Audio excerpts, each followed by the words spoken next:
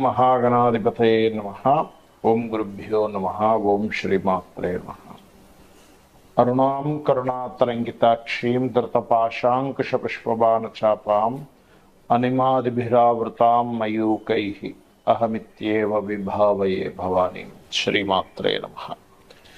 ప్రేక్షకులకి ఆ లలితాంబిక అమ్మవారి యొక్క అనుగ్రహం పరిపూర్ణంగా కలగాలని మనస్ఫూర్తిగా కోరుకుంటూ మనం ఈరోజు ప్రతి రాశి వారికి లేదా లగ్నమైనా సరే ఆ యొక్క మంచి లక్షణాలు మీనం వారికి కనుక చూసుకున్నట్లయితే మీనం వారికి సర్వసాధారణంగానే వాళ్ళకు ఉండే లక్షణం ఏంటంటే జీవిత అన్వేషణ. అసలు నేను ఎందుకు పుట్టాను, ఎటు వెళ్తున్నాను, నా పరిస్థితి అన్వేషణ అధికంగా ఉంటుంది.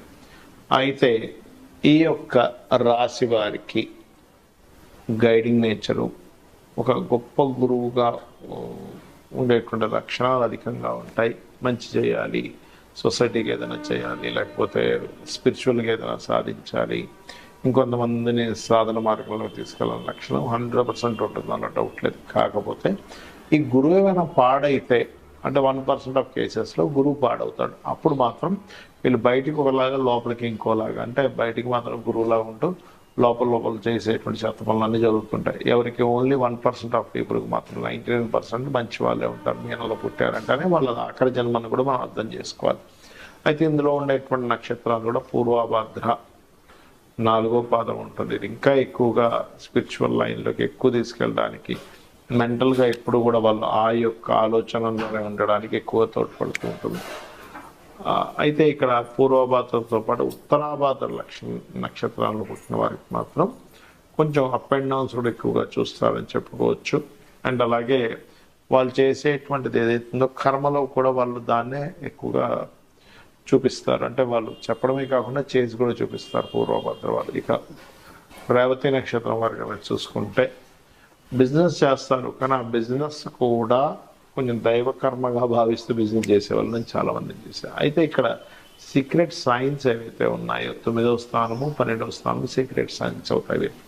అక్కడ అధిక గ్రహాలు ఉన్నాయనుకోండి, వీళ్ళు ఆ లగ్నం పాడైపోయి కుమ్మంలో అధిక గ్రహాలు ఉంటే బయటకి వాళ్ళు స్పిరిచువల్గానే ఎక్కువగా ఉంటారు, సీక్రెట్ అఫైర్స్ పెట్టుకోవడంలో కూడా వాళ్ళకి ఎక్కువగానే ఉంటాయి.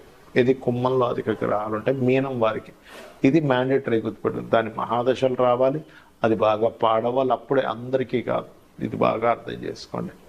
అలాగే మీనం వారికి 9లో అధిక గ్రహాలు ఉన్నాయనుకోండి, అప్పుడు వీళ్ళ దగ్గర ఎంత సేవింగ్స్ ఉన్నాయి ఎవరికి చెప్పరు, అసలు చెప్పరు. మనకి అర్థం కాదు, 1000 రూపాయలు ఏదేమో ఏదో బస్సుకి డబ్బులు అడుగుతున్నా డబ్బులు లేవనుకుంటాం. కానీ నేను చాలామందికి చూసింది ఏంటంటే మీన లగ్నంలో జన్మించారు, వృశ్చికంలో అధిక గ్రహాలు ఉన్నాయి, కొన్ని లక్షల రూపాయలు బ్యాంకులో ఉంటాయి, కానీ బయటికి మాత్రం 10 రూపాయలు ఉన్నాయి అలాగా అన్నట్టుగా తిరుగుతుంటారు.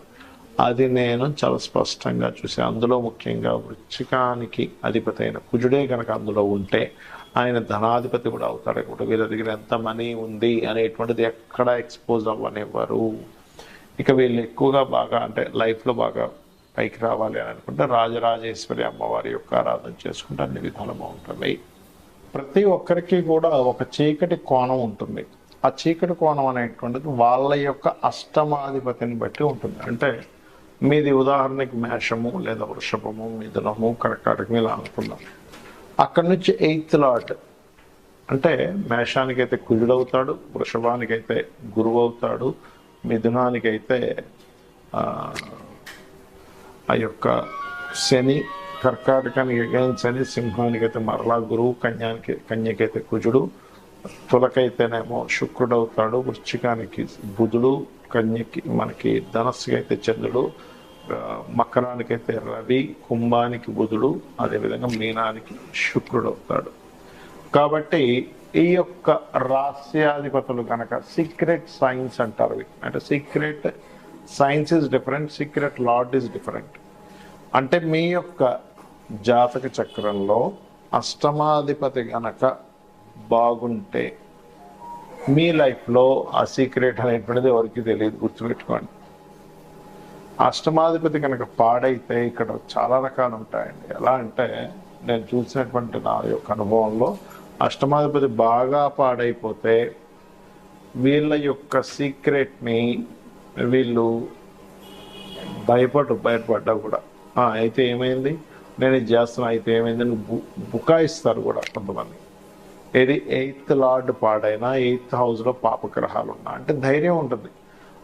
కొంతమంది చూడండి సిగరెట్ తాగుతుంటారు, కొంతమంది సీక్రెట్గా, ఇంకొంతమంది సీక్రెట్గా డ్రింకింగ్ హ్యాబిట్ ఉంటుంది, ఇంకొంతమంది సీక్రెట్ అఫైర్స్ పెట్టుకుంటారు, ఇంకొంతమంది సీక్రెట్ ఏదో సంథింగ్ చేస్తుంటారు. కానీ ఎప్పుడైతే పాపగ్రహాలు ఉన్నాయో వాళ్ళు ఆ సీక్రెట్ని ఓపెన్ అయిపోయిందంటే ఇంకా వాళ్ళని పట్టుకోలేము. అందుకని మీ పిల్లలకి ఎవరికైనా ఇటువంటి అలవాట్లు ఏదైనా ఉంటే కనుక అష్టమంలో అధిక గ్రహాలు పాపగ్రహాలు ఉంటే వాళ్ళ సీక్రెట్ని వాళ్ళ ముందు ఓపెన్ చేయకండి, తెలియనట్టుగానే ఉండండి. అప్పుడే వాళ్ళు కొంచెం ఉండగలుగుతారు ప్రశాంతంగా. అంటే ఓపెన్ చేసేసారా ఇంకా భయం లేకుండా మీ ఇంట్లోనే కూర్చొని మందు కొట్టడం, మీ ముందే సిగరెట్ తాగడం, మీ ముందే.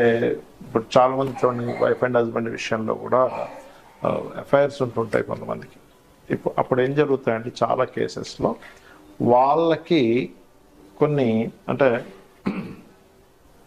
కొన్ని విషయాలు తెలియడం వల్ల వాళ్ళకి అడిగేస్తారు డైరెక్ట్గా, అవును అయితే ఏంటి ఇప్పుడు నువ్వు ఇలా చేస్తున్నావు, నీ ప్రవర్తన ఇలా ఉంది, నేను ఇలా చేస్తున్నా అంటారు. కాబట్టి అష్టమంలో కనుక పాపగ్రహాలు ఉంటే వాళ్ళని అనవసరంగా మీరు అది మానిపించేయచ్చు, ఇది అడిగేస్తే వాళ్ళు ఆపేస్తారు అనుకుంటే అది తప్పే.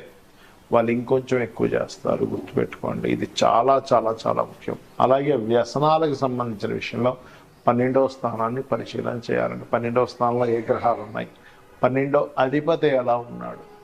ఎంత బలంగా 12వ అధిపతి పాడైతే అంత వాళ్ళు వ్యసనానికి గురైపోతారు. ఇది డ్యామ్ షూర్గా జరుగుతుంది.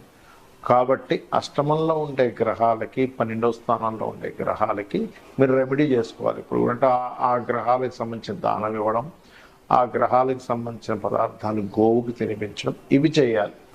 అయితే ఇక్కడ మీరు అర్థం చేసుకోవాల్సింది ఏంటంటే కొంతమందికి అంతర్ముఖం వేరుగా ఉంటుంది. అంటే బయటకు కనబడేటువంటి వేరు, అంతర్ముఖంగా ఉండేటువంటి వారు వేరు. అయితే ఈ అంతర్ముఖంగా ఉండేవన్నీ కూడా ఎక్కువగా కనుక మీకు జన్మజాతకంలో రవి నుంచి 9 గ్రహాలు వృశ్చికంలో కానీ లేకపోతే కుంభంలో కానీ ఉన్నప్పుడు మాత్రమే వాళ్ళకి ఎక్కువ సీక్రెట్స్ ఉంటాయి. కానీ అందరికీ ఏవో సీక్రెట్స్ ఉంటాయి అనేటువంటి భ్రమలో మాత్రం బ్రతకకూడదు, గుర్తుపెట్టుకోండి. అంటే స్కార్పియో సైన్లో అధిక గ్రహాలు ఉన్నా, కుంభరాశిలో అధిక గ్రహాలు ఉన్నా వాళ్ళకి సీక్రెట్గా ఎక్కువ, అంటే వాళ్ళకి రకరకాల అఫైర్స్ అనుకోండి, లేనట్లయితే బయటకు ఒకలా మాట్లాడుతూ లోపల ఇంకో రకంగా ఉండడం కానివ్వండి. అలాగే మరొక విషయం ఏంటంటే ఇక్కడ వాళ్ళు చేసేది ఒకటి, చెప్పేది ఒకటి, చేసేది ఒకటి కానివ్వండి. ఇవన్నీ కూడా స్కార్పియో సైన్లో కానీ అలాగే కుంభంలో కానీ. అయితే ఇక్కడ ఎంతసేపు వాళ్ళకి సీక్రెట్గా ఉంచుకుంటారనేటువంటిది ఒక ఎత్తు అయితే, కొన్ని సీక్రెట్గా ఉండేటువంటి అంశాలు ఏవైతే ఉంటాయో ఆ యొక్క అంశాలు వాళ్ళకి అర్థమవుతాయి కూడా సీక్రెట్ సైన్లో ఉన్నప్పుడు. అంటే ఏమిటి, కొంతమంది చూడండి పలానా దగ్గర నీళ్లు పడతాయండి అంతర్గతంగా ఉండే, వాళ్ళకి చెప్పగానే అక్కడే వాటర్ పడతాయి. ఇంకొంతమంది పలానా దగ్గర ఏదో నిధులు ఉన్నాయని చెప్తూ ఉంటారు. మరి కొంతమంది ఎవ్వరూ రివీల్ చేయలేనటువంటిది, అంటే ఇప్పుడు డయాగ్నోస్టిక్ కూడా అందనటువంటి కొన్ని రోగాలని వాళ్ళకి అర్థమైపోతూ ఉంటుంది.